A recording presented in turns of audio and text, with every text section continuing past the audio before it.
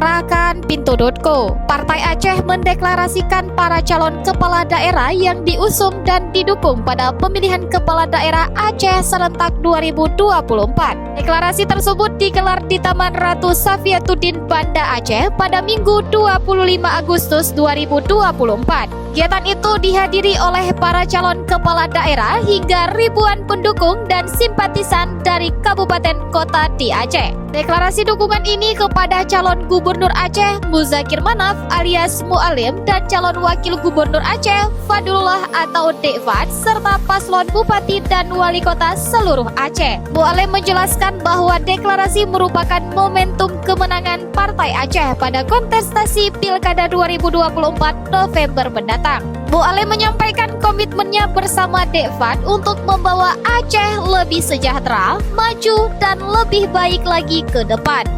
Mau tahu berita terupdate tentang Aceh? Baca berita selengkapnya di Pintu.co.